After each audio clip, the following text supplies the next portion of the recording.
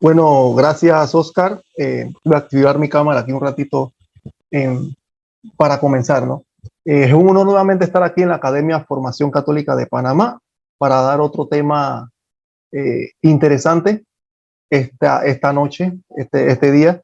¿Y por qué, como Oscar ya dio un pequeño entremés, una introducción de por qué la propaganda anticatólica en tiempos de Lutero?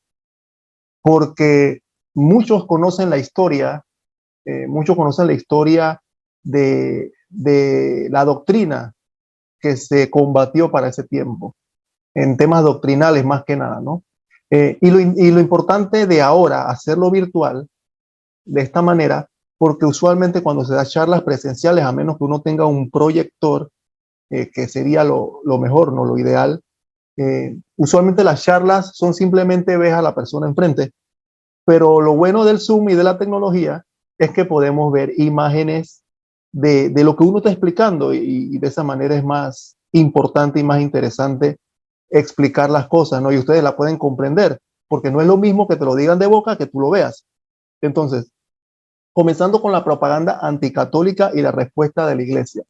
Vamos a dividir esto en dos partes. Como que la primera parte vamos a hablar de la reforma y de las imágenes que ellos tiraban anticatólicas y la segunda parte de cuál fue la respuesta de la iglesia, no solamente en temas de imágenes o de propaganda en ese sentido de arte religioso, porque es específicamente este tema, se trata de eso, de cuál es el arte o cuál es la revolución que hizo la iglesia en cuanto al arte para responder en el ámbito de la reforma.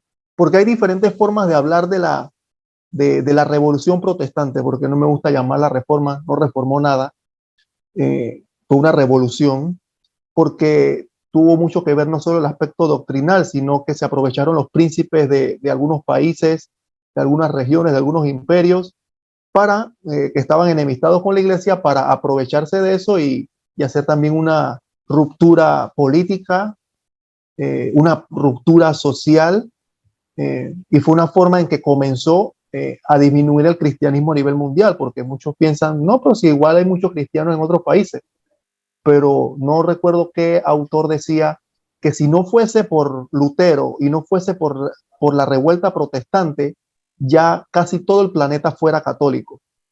Entonces, recuerdo una anécdota de un sacerdote que me dio clases de temas de teología, el padre Rabasi, creo que muchos lo conocen, y también el padre Federico Hayton de la Orden de San Elías, ellos son de Argentina, y nos decían en la clase porque ellos van a misión al Himalaya y lugares por allá bien lejos, ¿no? Por allá por China, el Tíbet, bien lejos. Y entonces ellos estaban por África y nos contaban una anécdota bastante interesante. ¿Y cuál es esa? Que ellos decían que la Iglesia Católica ha dejado de misionar como es. La Iglesia Católica ahorita mismo a veces eh, utilizan la misión para hacer de la Iglesia como una ONG. Hay alguien con un micrófono abierto ahí, hermanos. Eh, Oscar, si me ayuda, ¿sí? Excelente. Entonces, él decía que él veía algo interesante porque cuando estaba por África, que es un lugar donde el catolicismo está superándose bastante y están saliendo bastantes sacerdotes de allá en comparación con América y otros países, parece increíble, ¿no? En África están saliendo bastantes vocaciones.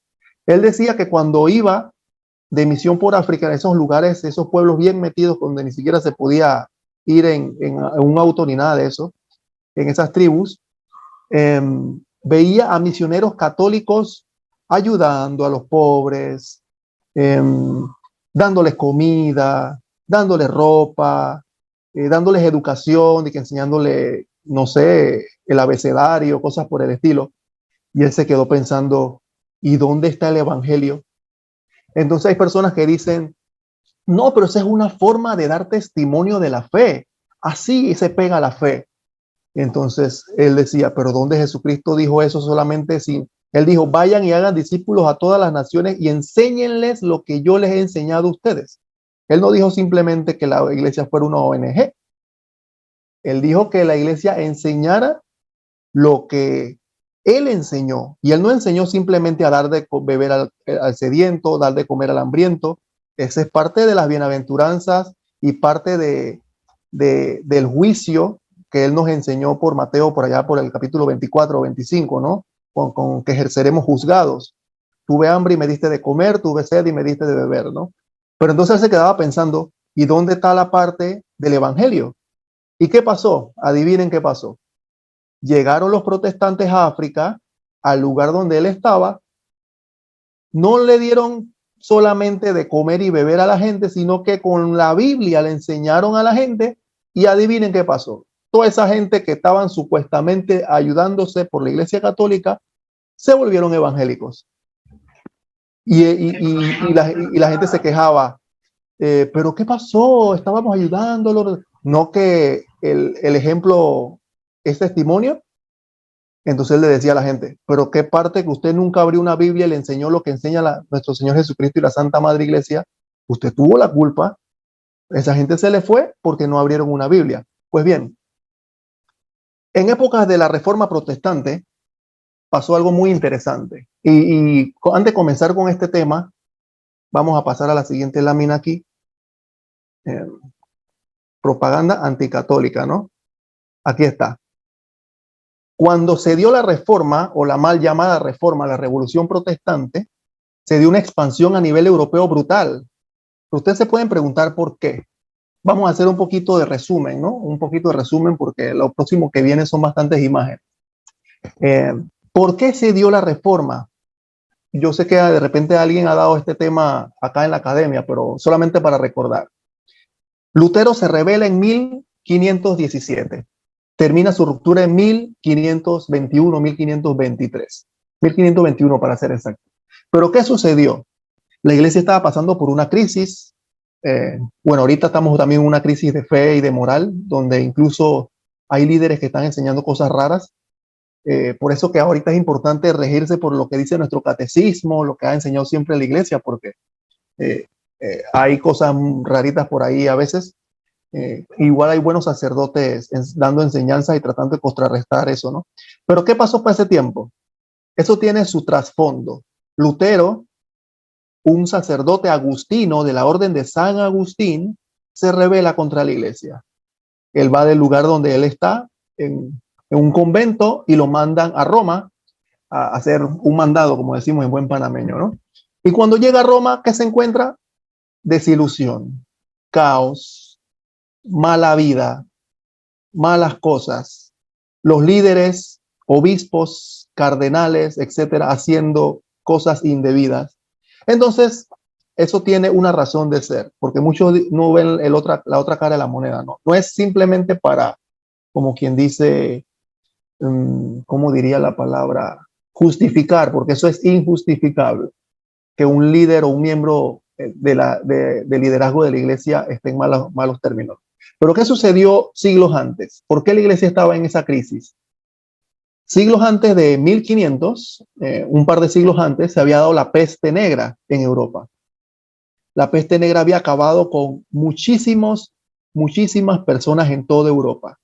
Muchos sacerdotes, obispos, etcétera, murieron por la peste negra. Lo estoy contando bastante rapidito, ¿no? Bien resumido.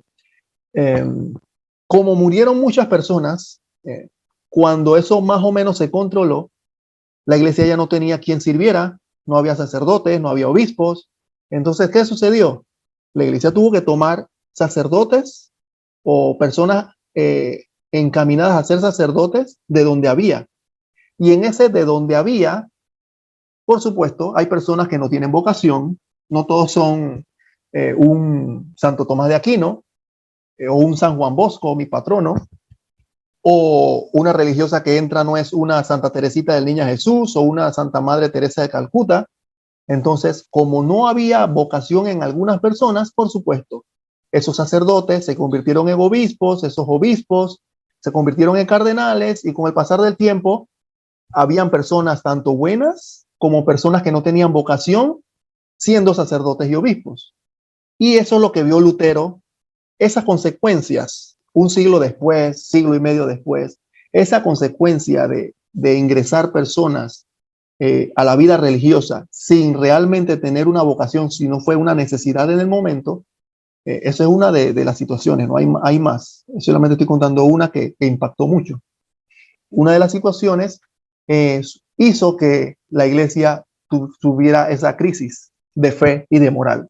Lutero llega a Roma, ve que están eh, cobrando por indulgencias, pero no fue por orden del Papa ni por de los cardenales, simplemente fue por una persona llamada Tetzel que, que por querer recaudar mucho dinero para hacer nuevas obras en la basílica, que el Papa había dicho que daba indulgencia al que ayudara muy humildemente con la reconstrucción de la basílica y demás. Pero la iglesia nunca dijo que dando plata se saca a alguien del purgatorio ni nada por el estilo, pero esa persona se inventó por las calles y comenzó a predicar ese tipo de cosas. Lutero ve todo eso y se rebela contra la iglesia. Dice, la iglesia está mal, la iglesia está mal, necesitan reformarse. Pero un detalle, siglo antes, ya los papas estaban comenzando a ver toda esa catástrofe y querían reformar la iglesia. Lutero se revela y aquí vemos por lo menos una expansión de lo que sucedió posteriormente. El área de Lutero en Alemania está en verde, se fue expandiendo el protestantismo de esa manera. En Inglaterra, cuando en 1534 se separó el rey Enrique VIII porque el papa no le permitió divorciarse de su esposa legal, él quiso hacer lo que le dio la gana y él se autoproclamó papa de la iglesia de Inglaterra, rompió con Roma y ahí vemos en la parte de las Islas Británicas, ¿no? En Escocia, en Países Bajos y ese poco de puntito que ahí como ven, el protestantismo se fue expandiendo eh, como si fuera un cáncer, como si fuera un cáncer. O sea, mire, el imperio católico que está de crema se iba achicando y achicando porque los otros iban creciendo de una manera vertiginosa. ¿Y por qué? Recuerden lo que dijo Lutero. Lutero dijo que cada uno puede interpretar la Biblia por su propia cuenta, no necesitan de papa, ni de sacerdote, ni de obispo. Así que cada campesino agarraba una Biblia y fundaba su propia secta y se iba expandiendo toda esa cosa por todos lados y bastante complicado, ¿no? Y así vemos cómo esto sucedió. Pero esto no sucedió simplemente así porque sí, porque ellos son los salvadores. Ellos fueron unos revolucionarios que aprovecharon el momento. Imperios y príncipes alemanes ayudaron a Lutero, así que se formó no solo en una revuelta religiosa, sino en una revuelta social. Aprovecharon el momento, ¿por qué?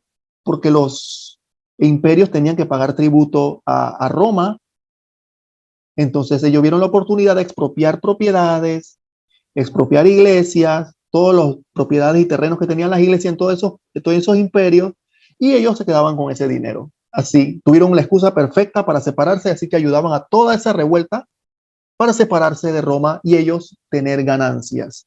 Tanto así, pueden decirme, pero ¿cómo es así? Bueno, esas iglesias en Inglaterra eran de la iglesia católica, donde están los anglicanos que celebran sus misas allá, donde está la reina Isabel y todo eso. Todas esas eran iglesias católicas, no eran iglesias de ellos. Pero al separarse de Roma se apropiaron de todo eso.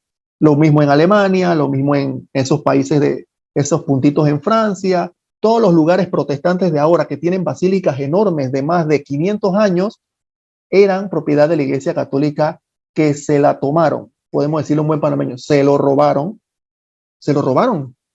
porque los emperadores y los príncipes dieron la excusa de que no tenían que pagar más nada a Roma cuando se separaron por esa revuelta, ¿no? Pero bien, ese era como un preámbulo, ¿no? Entonces, ¿por qué se expandió tanto el protestantismo? ¿Por qué razón un hombre como Lutero tuvo tanta fuerza con el dominio y la ayuda de los emperadores, los príncipes de varios de esos reinos? ¿Por qué? Porque recuerden que casi un siglo antes se inventó la imprenta. Así que comenzaron a repartir Biblias, imprimir Biblias sin permiso de la iglesia, imprimir panfletos y recuerden, como ahorita, las personas compran a veces algún artículo cuando ve una propaganda en televisión. Bueno, en ese tiempo, la propaganda anticatólica, que es el tema del día de hoy, abundaba brutalmente. Entonces, Esto es interesante porque a los que les gusta leer la Biblia pueden ver algo de lo que es las obras de la carne y las obras los frutos del Espíritu. Eso está en Gálatas capítulo 5, cuando el apóstol Pablo dice que las obras de la carne son división, rencillas, idolatría, y todo ese tipo de cosas malas, que es lo que trajo la revuelta protestante. Trajo rencillas, desunión, peleas, obras de la carne. ¿Y cuáles son los frutos del Espíritu? Mansedumbre, paz, todo lo que trae Dios, que Dios es amor, amor, unidad, quiere que todos los hombres se salven. Jesucristo dijo, quiero que todos sean uno como tú y yo, Padre, somos uno. El protestantismo no. El protestantismo no quieren que sean uno. Uno está en Inglaterra, el otro uno está en Ámsterdam, el otro uno era Lutero en Alemania, el otro era Calvino en Suiza, y así vamos, ¿no? Entonces, seguimos. Algunos papas que estuvieron al frente de esta rebelión protestante, fueron varios, pero voy a mencionar a tres. Comenzando con el Papa León X, Pablo III y Pío IV. El Papa León X emite la bula Exsurge Domine, pidiendo la retractación de 41 errores de Lutero entre las tesis. Entre las tesis. Esto es muy importante aquí. Aquí. Lutero puso unas 95 tesis contra la Iglesia Católica. Lo interesante es que muchos no han leído las 95 tesis, porque la Iglesia condenó 41. La Iglesia no condenó las 95. Eso significa que de las 95, 41 estaban en error grave y las otras no. Las otras la Iglesia tenía totalmente, no tenía ningún problema en aceptar de que esas cosas se podían arreglar. Pero bien, el Papa León X emite la bula donde le pide a Lutero que se retracte de sus errores. Manda a que le da 2 meses de plazo a Lutero para que se retracte, para que piensen, porque algunos no saben, no piensan de que no, que excomulgaron a Lutero de una vez. No, no, no. La iglesia es benévola, la iglesia es sabia. Le dijeron, retráctate de las cosas mal que dijiste. Pero Lutero no quiso. Pasaron los 2 meses y el 10 de diciembre de 1520 Lutero quema la bula papal junto con otros libros de derecho canónico y de decretos papales. Entonces, por esa razón, es como si ahorita nuestro Santo Padre Francisco emita un documento y se lo dé un cardenal, no sé que yo, un sacerdote, no sé, de algún país, y el sacerdote enfrente de todo el mundo lo queme. Eso es una falta gravísima. Entonces, por eso fue excomulgado el 3 de enero de 1521, un año después, por la bula Decet Romanum Pontifice. El Papa Pablo III, que está en el medio, durante su pontificado, el rey Enrique VIII se separa de la iglesia en 1534, así que también luchó contra esa rebelión protestante. Quiso convocar varios concilios entre 1536 y el 38 contra el protestantismo, pero no pudo porque los príncipes no ayudaban. Pero finalmente inició el concilio de Trento en 1545, ¿no? Entonces, lo interesante del Papa Pablo III, que también patrocinó el famoso pintor Miguel Ángel, a los que conocen de pintura, patrocinó al pintor Miguel Ángel en sus obras, y entre la más famosa está la Capilla Sixtina, que muchos conocen, donde está Dios tocando también con el dedo a un ser humano y todas las cosas, ¿no? Y la pintura del juicio final. Y Pío IV reanudó el concilio, llegó a los acuerdos dogmáticos, lanzó anatemas contra la herejía protestante y se encarga, manda a encargar la redacción de un catecismo que termine de concretarse con Pío V, San Pío V, su sucesor. Pero entre Pablo III y Pío IV hubo varios papas también allí, pero menciono estos tres porque fue muy importante, ¿no? El último lanzó los anatemas contra la herejía protestante. Para los que no saben, el protestantismo es una herejía. Bueno, ahora le llamamos el Concilio Vaticano II. La iglesia nos manda a llamarlo hermanos separados en aras de la unidad, pero eso no significa que hayan dejado de llamarse herejía. O sea, porque ¿qué es una herejía? Es la negación pertinaz de una verdad de fe que ha de creerse con fe divina y católica. Con fe divina. O sea, un cristiano que diga que ya fue revelado por Dios que Jesús es Dios y alguien, un protestante diga, no, Jesús no es Dios. Pues eso es una herejía. Aunque no sepa que es una herejía, pero es una herejía. Eso no quita de que alguien ignore algo y no sea herejía. Que María es madre de Dios. Ellos dicen, ay, no, María no es madre de Dios. Eso es una herejía, porque ya está revelado por Dios y por la tradición y la Sagrada Escritura que María es madre de Dios. Y la iglesia lo proclamó hace tiempo, el cristianismo. Pero el protestantismo, al estar dividido, ellos no tienen un magisterio, entonces ellos creen lo que cada líder le enseña. No tienen algo infalible, ¿no? Entonces, seguimos con la bula. Aquí están las bulas contra Lutero.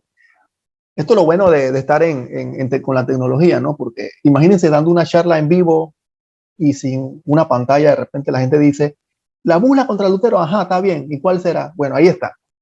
La bula que está a la izquierda es la Exsurge Domini del 15 de junio de 1520. Esa es la bula con que se condenó las 41 proposiciones de las 95 tesis de Lutero. Ahí está, a mano izquierda. Entonces, ¿cómo se hizo esas 41 condenaciones? Eso no fue de que el Papa se paró con el pie derecho y dijo, voy a condenar esas 41. No, la iglesia analizó, estudió con expertos de varias universidades, expertos eclesiásticos, y dijo, estas 41 preposiciones están mal. Entonces estudiaron sermones y escritos de Lutero desde 1511 a 1520, o sea, escritos de 9 años de Lutero para ver qué enseñaba él. ¿A dónde, en qué momento ese señor se desvió de la iglesia? Y esta bula, como le dije hace un rato, le daba a Lutero 2 meses para retractarse, que nunca pasó y después la quemó, ¿no? Como vemos. Entonces, la reacción de Roma, cuando él quemó esa bula, aquí está a la derecha, la otra bula de excomunión. Ahí la vemos, la bula de excomunión a Lutero, desde el Romanum Pontificat. Unos meses más tarde, después de esa excomunión, porque los herejes cuando están obstinados y cegados por el maligno, siguen insistentes en que ellos están bien cuando están mal. En la dieta de Worms de abril de 1521, o sea, un par de meses después de que le dieron la bula de excomunión a Lutero, se exigió a Lutero que se retractara nuevamente ante el emperador. Imagínese usted. O sea, el Lutero no fue excomulgado así de un solo pepazo en unos días. Primero le dieron una bula, la quemó, le dieron la bula de excomunión, no quiso hacer caso, se fue a la dieta de Worms en frente del emperador Carlos V y vuelve y le dicen, oiga, señor, ya deje de hacer necedades, retráctese de esas cosas que está haciendo mal. Y no quiso. Ahí donde trajo la famosa frase de, a no ser que se me desmienta por la escritura, por una razón evidente, yo soy prisionero en conciencia de la palabra de Dios. Eso dijo él. Lo interesante es que él tenía como doble personalidad, porque algunos me decían, pero ¿por qué no salió algún cardenal o alguien, un apologista de ese tiempo y lo refutó con la Biblia y ya se acabó este relajo? Porque él no quería nada de eso. Él quería simplemente ser un revolucionario y un desobediente a la iglesia. De nada valía que viniera no sé, alguien que conozcan ustedes ahorita, un padre Luis Toro y lo refutara con Biblia y lo dejara feo enfrente de todo el mundo, porque a él no le interesa eso. A él le interesaba era hacer su revuelta, porque él era un sacerdote, él tuvo formación, él no era ningún ignorante. Muchos dicen, no, pero es que él vio cosas. Él tuvo cuántos años de sacerdote antes de ver lo que vio en Roma. Él todo eso ya lo había visto. Él no decía nada en contra de eso. Incluso hay un documento que él mismo dice, yo no impugno lo que ha sucedido, yo impugno es la doctrina del papado y la Eucaristía. O sea, él decía eso. Él no le cabía en la cabeza ni la Eucaristía ni la obediencia al Papa. Pero ese es otro tema, ¿no? Pues bien, ¿qué sucedió con esta bula? Bueno, Lutero finalmente llegó a ser excomulgado y después de allí, rabiosamente, atacaba a la iglesia con todos sus secuaces. Rabiosamente, sí, como un perro rabioso. Lo excomulgaron y ese fue el detonante para que se desatara todas las maledicencias, palabras groseras contra el Papa, contra los sacerdotes. O sea, era increíble las cosas. Si ustedes leen los libros de Lutero, hay algunos que están en inglés. Si ustedes leen los libros de Lutero, van a ver lo que salía de su boca no era nada bueno. Puras blasfemias, cosas feas, horribles, horribles. No puedo ni repetirlas. Ajá. Entonces, propaganda anticatólica. Los secuaces de Lutero y los demás revolucionarios protestantes, para expandir el odio hacia la Iglesia Católica, utilizaban panfletos en las calles, en los momentos de prédica, en los lugares donde ellos estaban predicando. Entonces, esa es la forma. Yo le decía en una charla parecida a esta a un hermano, le decía a los hermanos que esto es parecido. Recuerden que el cristianismo es una familia, la Iglesia Católica es nuestra madre, o por decirlo así, es la esposa de Cristo, ¿no? La esposa de Cristo. El cristianismo es como si fuera tu esposa, por decirlo así. ¿Cuál es la mejor forma de que alguien deje a su pareja? Metiéndole calumnias a la otra pareja. Entonces, si Dios es amor, esta forma de predicar y de meter cizaña no es parte de lo que Dios enseñó, Dios encarnado aquí en la tierra, que es nuestro Señor Jesucristo. Entonces, ellos predicaban, dicen ellos, que el evangelio, pero a la vez metían calumnias contra la iglesia, metían mentiras contra la iglesia, e inculcaban el odio contra la iglesia. Porque a los que piensan de que no, porque muchos dicen, no, que ellos son los salvadores del evangelio, porque gracias a ellos tenemos Biblias, cuando ya existían Biblias en varios idiomas. Ya tenemos Biblias y ahora los pueblos pueden leer Biblia. Bueno, ahora por todo mundo leer Biblia, miren lo que ha pasado. ¿Cuántas sectas hay en el mundo cristianas, divididas, cada uno cree lo que le da la gana? Pero esto es lo que ellos promulgaban. Miren esta imagen. Aquí está el Papa León X, y lo están cargando y hay un perro rabioso abajo que parece como un perro del infierno, y supuestamente a mano derecha Lutero con una Biblia. O sea, ¿qué querían ellos dar a entender aquí? De que el Papa era como un rey, que lo tenían como un rey, que no leía nada del evangelio, y que Lutero sí trajo el evangelio. Eso es lo que están promoviendo allí. Miren cómo promueven el odio contra la Iglesia Católica en ese tiempo. Estas imágenes casi no se consiguen por internet, porque no muchas personas hablan de estas imágenes, ni muchas personas han dado algún tipo de charla o conferencia sobre este tipo de imágenes, ¿no? Que son los panfletos que se usaban en ese tiempo. Este es uno. Seguimos. Seguían con los panfletos. Aquí vemos nuevamente al Papa y alguien, un tipo Lutero estilo Hércules, queriendo quitarle las llaves, y hay un demonio haciéndole una zancadilla al Papa. Como quien dice, el demonio le hizo la zancadilla al Papa para que el verdadero evangelio tenga las llaves del reino. Y recuerden cuáles son las palabras de Jesús. Tú eres Pedro, y sobre esta piedra edificaré mi iglesia. A ti te daré las llaves del reino de los cielos. Eso lo dijo nuestro Señor Jesucristo a nuestro primer Papa, a San Pedro. Pero eso es lo que ellos estaban poniendo aquí. Que ahora Lutero le está quitando las llaves al Papa. Imagínense ustedes, las llaves del reino. Eso es lo que están poniendo aquí, ¿no? Seguían con la propaganda anticatólica. Entonces, este tipo de propagandas, esto afecta a la conciencia de la gente. Tanto así que en los lugares donde se estaban volviendo la gente protestante, habían católicos que huían de esos lugares porque ellos no querían saber nada de estas cosas. Pero los que se quedaban escuchando, como ahora tenemos sectas que nos visitan a nuestras casas, te tocan la puerta, vienen con paraguas, ya más o menos saben quiénes son, ¿no? Te visitan con paraguas y hay católicos que dicen, no, vamos a escucharlos.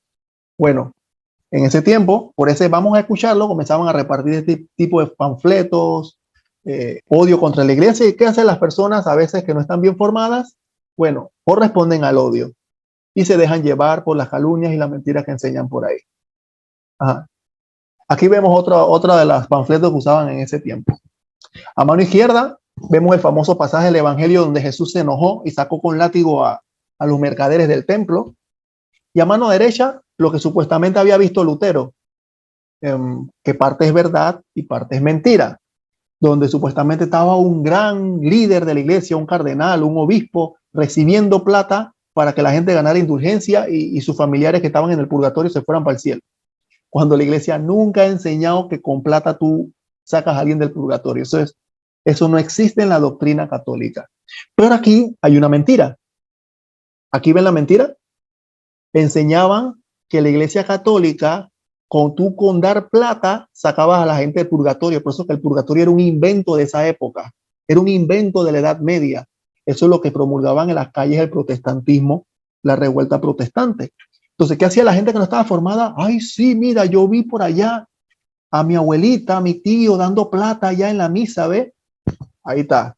La persona que no se forma se deja llevar por la mentira. Entonces, estos panfletos ayudaban a difundir la mentira. Otro más. Este es peor. Esta imagen es peor. Dice abajo, this is the foolish sheep that makes the wolf her confessor. La tonta oveja que hace de un lobo su confesor. Eso es lo que dice en inglés ahí. La oveja tonta que hace de un lobo su confesor. Y ponen a un sacerdote con una imagen como si fuera un lobo feroz. O sea, eso es lo que enseñaban por las calles del protestantismo. Algunas personas. Y miren lo interesante. Si ustedes prestan atención, está en el piso un rosario, una cruz y una Biblia. Y la mujer tiene una bolsita de dinero abajo en el piso. ¿Qué significa? Que querían enseñar la revuelta protestante con este afiche? Que los sacerdotes eran unos lobos hambrientos de dinero, que no les interesaba ni el rosario, ni la cruz, ni la Biblia, ni el evangelio, y que simplemente estaban allí para ganarse plata. Eso es lo que enseñaban ahí. Vuelvo y repito. Y entonces las personas que veían esos folletos por las calles se convencían. Entonces ahora pueden ver por qué razón el protestantismo avanzó tanto. Porque leyéndote la Biblia, las personas no caen tan fácil leyendo una Biblia. O sea, tienes que tener algo visual que te motive a causar un odio hacia la Iglesia Católica. Y eso es lo que pasaba también a la par en ese momento. Muchos no saben eso. Seguimos. Aquí vemos otro. Miren el ejemplo. A mano izquierda, ellos, los protestantes, muy bonitos. Eso es lo que ellos querían dar a entender, ¿no? Ellos muy pulcros, bien sentaditos, bien vestiditos, escuchando el sermón de Lutero, de Calvino, de ellos, todo escuchando atento la palabra de Dios. Bueno, eso no es nada nuevo. Ahorita usted va a una iglesia antes de comenzar la misa y la gente está en desorden y hablando, en vez de estar en una iglesia callados, ¿no? Y cuando ustedes ven de repente esos programas de evangélicos, que está esa iglesia llenísima escuchando, porque la gente tiene hambre de la palabra de Dios, pero nosotros mismos tenemos la culpa de que no le damos la palabra de Dios a la gente. Miren el ejemplo del sacerdote, que la anécdota que nos dio allá en África. Tanto que le dieron comida, tanto que le dieron bebida, tanto que lo vistieron a esa gente en África, vinieron los evangélicos a enseñarle de Biblia y se fueron con ellos. Ajá, eso es lo que necesita el pueblo, escuchar la palabra de Dios. Pero ¿qué enseñaban ellos en ese tiempo? Que ellos supuestamente sí enseñaban la palabra de Dios, y nada más acá el clérigo, el sacerdote a mano derecha, nada más era puro rosario. Si ven, todo el mundo tiene un rosario en la mano. Ellos nada más son puros rosarios, son marianos, lo que nos dicen ahora. El católico nada más es mariano, nada más es María, María, María, María, pero no saben nada del evangelio. No saben nada. Eso es lo que ellos daban a entender con estos panfletos. Entonces le daban los panfletos a la gente y le decían, miren, ¿no es esto lo que pasa en tu iglesia? Vente con nosotros. Nosotros sí te vamos a dar el verdadero evangelio. ¿Qué es eso de estar contando ahí, repitiendo cosas? Bueno, esas imágenes hablan más que 1000 palabras. ¿Qué más? Peor. ¿De dónde creen que vino cuando las sectas dicen que el Papa es la bestia, la gran Babilonia? Bueno, viene desde esa época, ¿no? Entonces, ahí dice en latín ego sum papa, que en español quiere decir yo soy el Papa, así bien altanero, ¿no? Y el Papa lo tienen vestido como si fuera un diablo, como una bestia del Apocalipsis, que desde esa época Lutero comenzó a decir que el Papa era el anticristo y todo lo demás, ¿no? O sea, ven una persona ahí con un báculo, con una capa y todo lo demás. Así veían al Papa en esa época, así lo veían. Y así difundían los panfletos a la gente para que siguiera alimentando ese odio contra la Iglesia Católica, contra el Papa, contra los obispos, contra los cardenales. Muy lastimoso todo eso en realidad. Eso de verdad ha sido muy lastimoso, ¿no? Entonces, aquí vemos otro más. Aquí ya se pasan ya están pasados, ¿no? Eso está bastante fuerte y pasado. Ahí hacen ver que un sacerdote está eh, con una mujer en la cama y ahí con una espada y todo eso, ¿no? Es bastante feo lo que sucedía en ese tiempo. Para que los que piensan que simplemente fue guerra doctrinal de versículos bíblicos, no, no, no, no. El protestantismo se expandió por confundir a la gente e impartir odio en las calles. Así que la gente rechazaba a la iglesia, porque decían, oye, es verdad, el sacerdote de mi esquina hace eso. Así, me voy con ustedes. Ajá. ¿Qué más pasaba? Esta es una iglesia en Europa. Eh, no solamente tenían ataques contra la autoridad papal a través de imágenes y panfletos, sino que también iban a las iglesias y rompían las imágenes. Se metían a las iglesias, miren esta iglesia, esto quedó así desde ese tiempo, no lo han reparado para que quede constancia de lo que pasó hace 500 años atrás. O sea, se metían a las iglesias y rompían las imágenes de las iglesias, o sea, cometían sacrilegio, cometían actos horribles contra las cosas de Dios, contra las cosas sagradas, porque son arte litúrgico, arte que se encuentra dentro de las iglesias, que embellecen las iglesias. O sea, cometieron actos vandálicos. O sea, al que piensa que la revuelta protestante fue, ay, sí, me separé del Papa y ya, eso no fue así tan así. Eso quedó así, ¿no? Pero también ellos, cuando pasó el tiempo, tuvieron también pintores. Tuvieron pintores, ellos también tienen pintura, para los que no creen que ellos tienen algún tipo de doctrina de pintura. Aquí está una pintura eh, de uno de los pintores protestantes, ¿no? De esa época, de los años posteriores a la reforma de Lutero o a la revolución de Lutero. Lo interesante de estas pinturas que yo les decía a unos hermanos es que como que no transmite, porque conocemos pinturas de Leonardo da Vinci, La Última Cena y cosas así, se ven como alegres, se ven brillantes, se ven con alegría, pero estas pinturas están sombrías. Este es el famoso pasaje del Evangelio cuando Jesús resucita y le dice a María Magdalena, no me toques, que todavía no he subido al Padre. Eh, pero se ve bastante sombría la pintura, ¿no? Y hay otras más que tenía por ahí, pero por cuestiones de tiempo no lo puedo pasar, ¿no? Pues bien, ajá. Entonces se pueden preguntar, ¿en esta época todavía hay gente que difunde odio contra la Iglesia Católica? Pues bien, claro que sí. El que dice que no sabemos en qué mundo vive. Así como el protestantismo en esa época impartía odio contra la Iglesia, así lo hacen sectas ahora en nuestro tiempo que nos visitan en las casas y las personas lo reciben como si nada. La gente dice, ay, sí, voy a leer una revista. Aquí está. Ajá. Ya, las atalayas. Las atalayas pertenecen a la organización Watchtower de los Testigos de Jehová. Sí, los que nos visitan con paraguas y todo eso, ¿no? Ellos tienen muchas atalayas, muchas revistas, pero disimuladamente comienzan a atacar a la iglesia.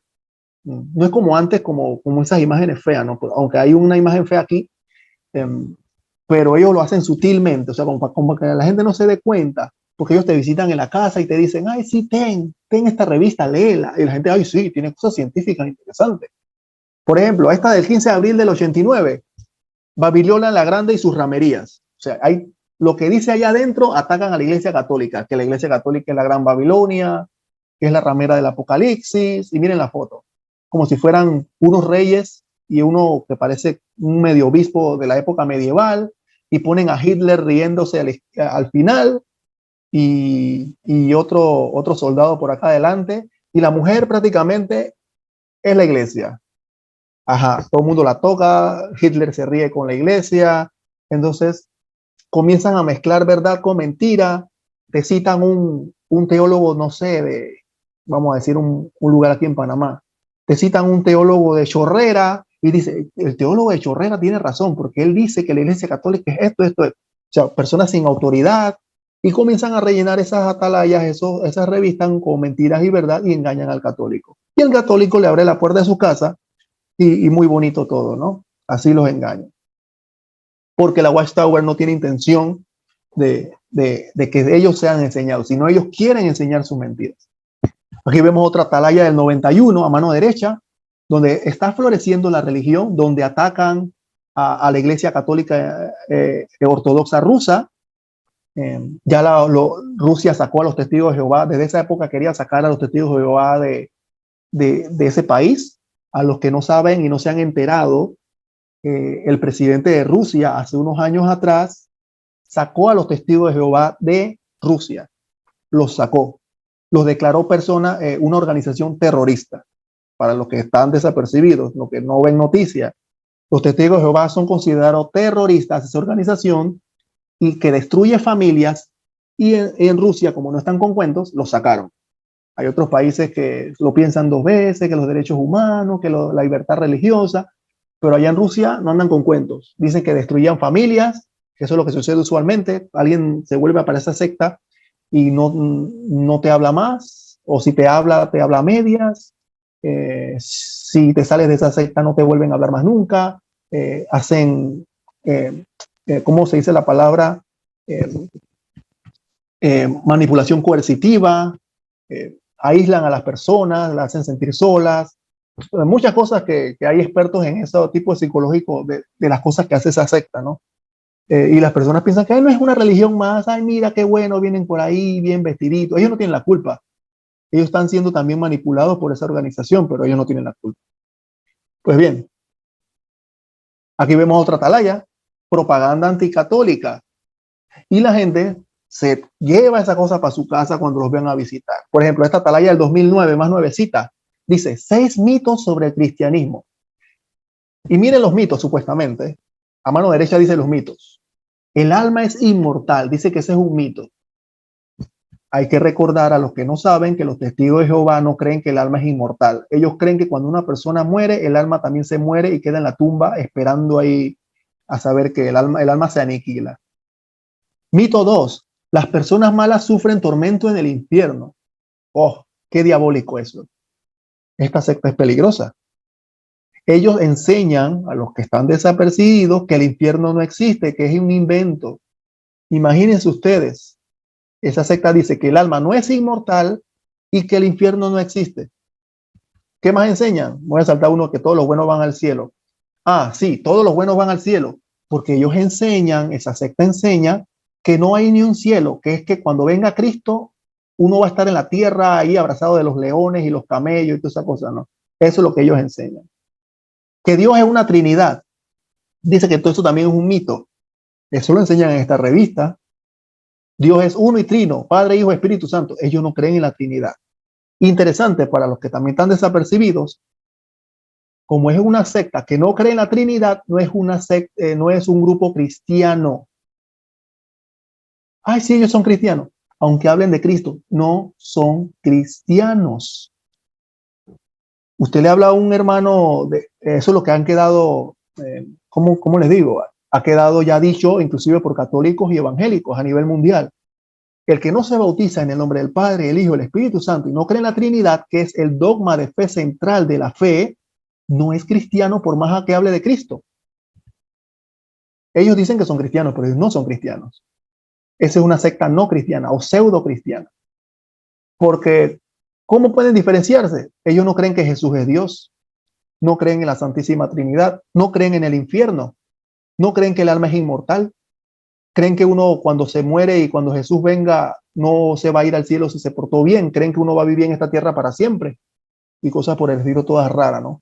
No creen que María es madre de Dios, dicen que no está bien usar imágenes para adorar a Dios, pero miren cómo mezclan la verdad con la mentira. ¿Está bien usar imágenes para adorar a Dios? O sea, ahí te meten la mentira. ¿Adoramos a Dios a través de la imagen de la Virgen María? No, nosotros no adoramos a la Virgen María. O sea, ahí miren cómo meten las mentiras con verdades. Pero el que no está formado se cree todo eso. Y eso solamente es una atalaya. Mírense todos los que ellos tiran todos los meses. Y visitan a la gente en las casas todos los meses. Ya comenzaron a salir por las casas casualmente, ¿no? Después de la pandemia. Muy bien. ¿Cómo atacó la iglesia todas estas cosas? Quería darles ese ejemplo de los testigos de Jehová porque es algo actual. Para los que piensan que eso de la propaganda anticatólica pasó ya hace 500 años, no, eso sigue pasando ahorita, pero te lo hacen disimuladito, porque si lo hacen como antes, bueno, van a tener problemas inclusive con la ley y las naciones, ¿no? Así que La forma de sacar al católico es metiéndole ese veneno, veneno, veneno, veneno y engañándolos ahí por ahí, donde el católico no tiene. Miren lo que parte de los mitos, imagínense ustedes. Pero ¿cómo la iglesia contrarrestó todo eso? Con santidad, con santidad, con santidad.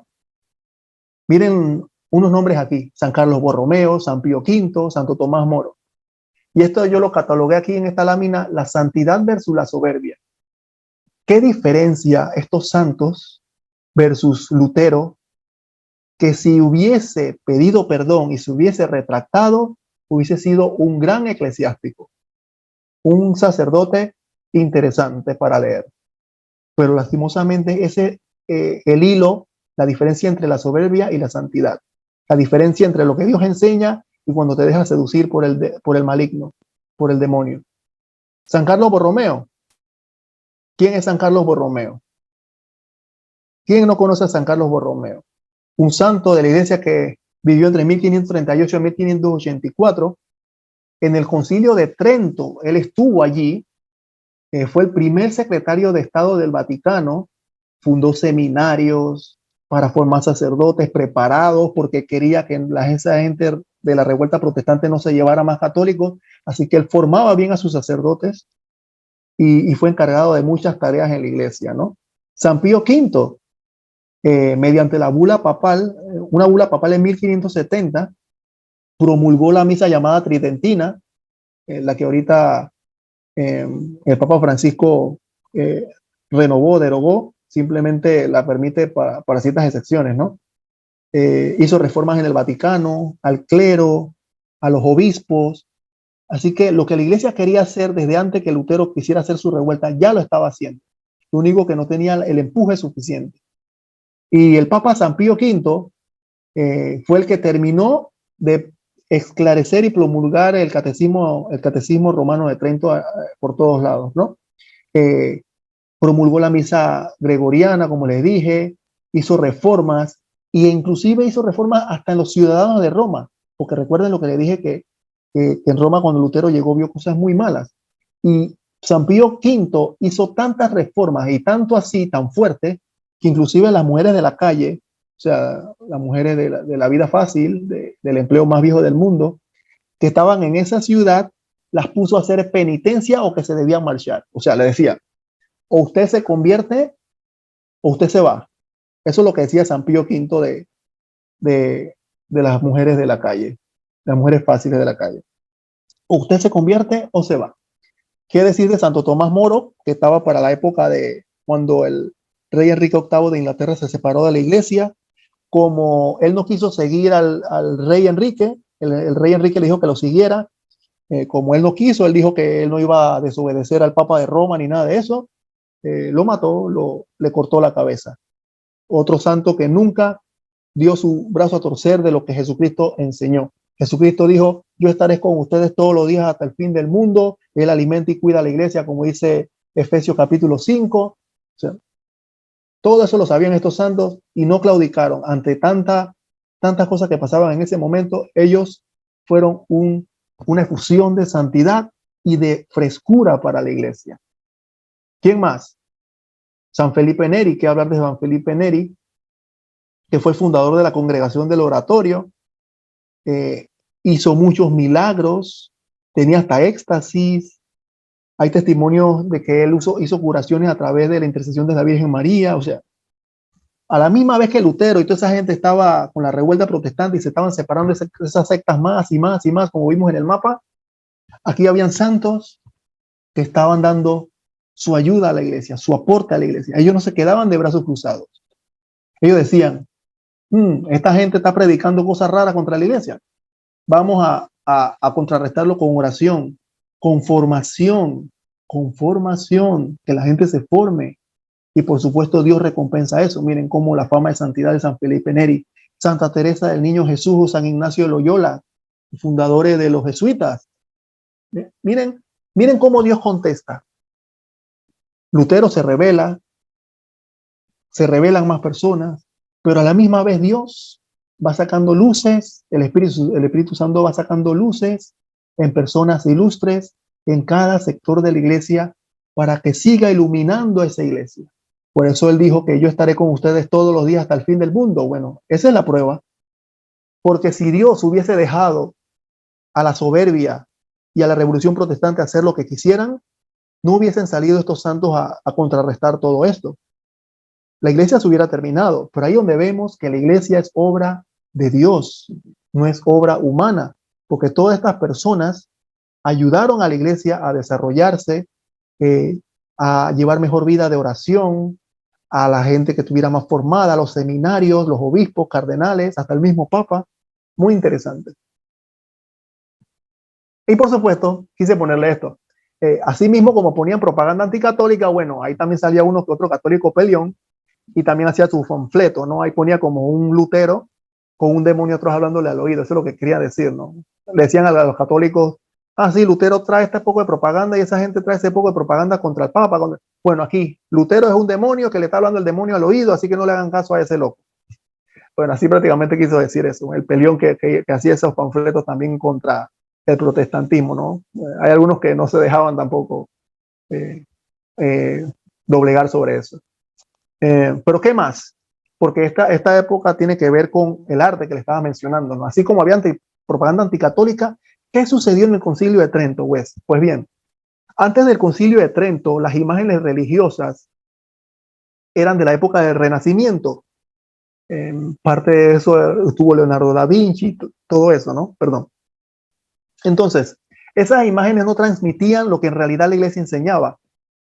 Eran como muy a la idea, a la idea de lo que el autor quería hacer, lo que el pintor quería escribir, lo que el pintor quería transmitir, lo que el pintor quería dibujar, era lo que se ponía. Pero ¿qué hizo la iglesia? En el Concilio de Trento, recuerden lo que le dije, se pusieron anatemas, se lanzaron los anatemas contra el protestantismo, se promulgaron cánones dogmáticos y entre esos cánones dijeron que las obras de las pinturas tienen que hacerse con el debido respeto y reverencia para transmitir lo que la iglesia ha enseñado desde siempre. Y aquí vemos a Jesús en la última cena con la Eucaristía en la mano y las aureolas de los apóstoles alrededor, menos de Judas, el traidor que ven a la derecha, que no tiene aureola, aquí a la derecha. Eso es lo que transmitía la iglesia a través de las imágenes y así contrarrestaban la propaganda anticatólica. ¿Por qué? Porque el protestantismo decía, la Eucaristía es un símbolo, eh, decía Calvino, es algo espiritual, decía el otro, no es algo medio real, decía el otro, no es algo que nada más llevas en tu corazón, es un recuerdito, una cena de recuerdito, decía Lutero que es una consustanciación. ¿Qué significa consustanciación? Que él decía, sí, está Cristo, pero también existe el pedazo de pan a la vez. No era transustanciación como enseñaba la iglesia, que se transforma, por eso se llama transustanciación, se transforma en el cuerpo y la sangre de Cristo. Por eso que hay milagros eucarísticos, hay milagros. Así te contrarrestaba. Y miren esto, 1555 a 1562, Juan de Juanes, el pintor de esto, 1500. ¿Cómo comenzó a contrarrestar también la iglesia contra esa revolución protestante? A través de la pintura. Los pintores también se ponían al día. Así como estos santos que les mencioné, Santa Teresita del Niño Jesús, San Ignacio de Loyola, todos ellos bajo sus bastiones. Bueno, los pintores también se pusieron en los pantalones y comenzaron a pintar cosas que enseña la iglesia para que la gente aprendiera visualmente, que es lo que estamos haciendo ahora, visualmente, que se aprende mejor todo visualmente contra esas cosas malas que les ponían los protestantes en los panfletos, lo que realmente enseñaba la iglesia y no lo que esos protestantes mentían y calumniaban y decían cosas falsas. Otra cosa, la adoración de los Reyes Magos, Rubens 1629, un pintor llamado Rubens, enseñaban ya cosas del Evangelio a través de las pinturas. Esta pintura, imagínense ustedes, tiene casi 400 años de Rubens. Ahí ven al niño Jesús en adoración. ¿Y quién presenta al niño Jesús? La Virgen María. ¿Y quién se arrodilla ante el niño Jesús? Los Reyes Magos. Y ahí vemos también cuando nos dicen los protestantes, ¿ustedes por qué se arrodillan ante María? Si la única que hay que arrodillarse es ante Jesús, pero es que María nos presenta a Jesús. María nos ayuda a presentarnos a Jesús y así lo adoramos excelentemente bien. Los magos no dijeron, María, échate a un ladito, quítate que voy a adorar a Jesús. Quítate, quítate, por favor. No.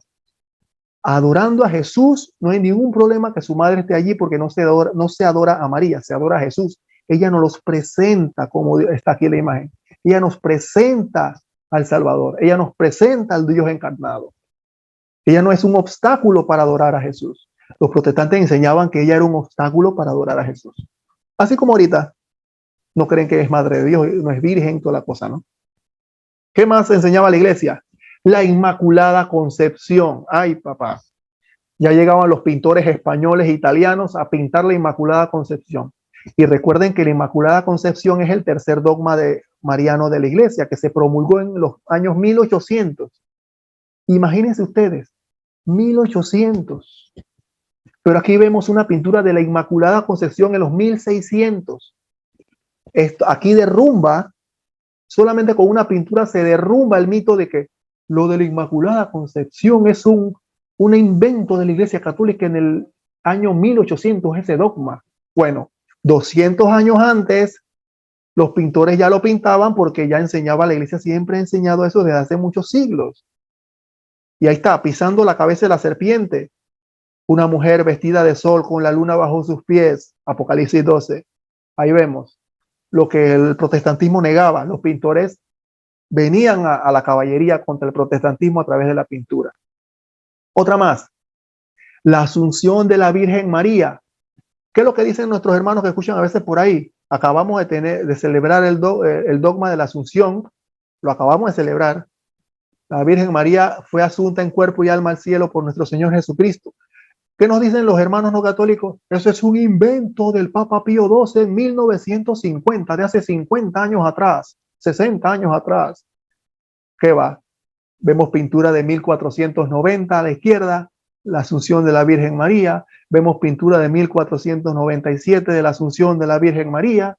Vemos a Juan Martín Cabezalero, español, 1665, la Asunción de la Virgen María, el apóstol mirando la tumba y no está, están los ángeles llevándosela para el cielo. No es ningún invento. Ahora sí la iglesia, a través de su visual, de las pinturas, del arte, contrarresta las mentiras protestantes de que esos son inventos nuevos. ¿Quiere usted hablar con un hermano no católico y le dice, mire, hace 2 días celebramos el dogma de la Asunción y fue promulgado en 1950? Y te dicen, eso lo inventaron en 1950. Ay, Dios mío. Como decía el padre Luis Toro, la ignorancia es atrevida. Nada más es cuestión de presentarles las pinturas viejas de nuestras iglesias y ya se van a dar cuenta que eso no es ni una mentira. Eso es algo que la iglesia ha creído desde el principio. ¿Qué más? Y para terminar, el purgatorio. Pues el purgatorio también era muy atacado para esa época. Esa pintura del purgatorio es de la parroquia de San Lorenzo en España. Es desde esa época, ¿no? Bastante antigua. La catalogan por el año 1587, por ahí, o sea, antes del año 1600, para los que decían que el purgatorio no existía, que también el protestantismo atacaba el purgatorio. Pero bueno, ahí ven en la parte de arriba, si se fijan bien, no creo que la pueda ampliar, Si se fijan bien, en la parte superior se ve la corte celestial de una pintura tipo Leonardo da Vinci, pero tiene cosas diferentes. Se ve Cristo resucitado, se ve Dios Padre, se ve el Espíritu Santo, la Trinidad, pues se va a la Trinidad. Se ve la corte celestial, se vuelve a ver a Pedro ahí, el primer papa. Se ve a San Lorenzo también ahí, San Lorenzo el patrono de esa parroquia. Y ese retablo fue renovado en 1677. Y cuando se renovó se pudo encontrar esa fecha de verificación que era del año 1500. Entonces la iglesia y los pintores trataron de contrarrestar el protestantismo a través de imágenes también, pero de imágenes coherentes, de lo que enseñaba la iglesia en realidad. Y así las personas agarraban más respeto, más amor a la iglesia, estaban firmes en la fe. Y esto es una manera visual de ayudarnos en este camino de formación, ¿no? Porque así nuestros hermanos se formaron con esas visuales de las iglesias, todo eso arte religioso y demás, que nos ayudan a conocer nuestra fe con mayor perfección, con mayor plenitud. Así que bueno, con esto termino la exposición. Cualquier consulta.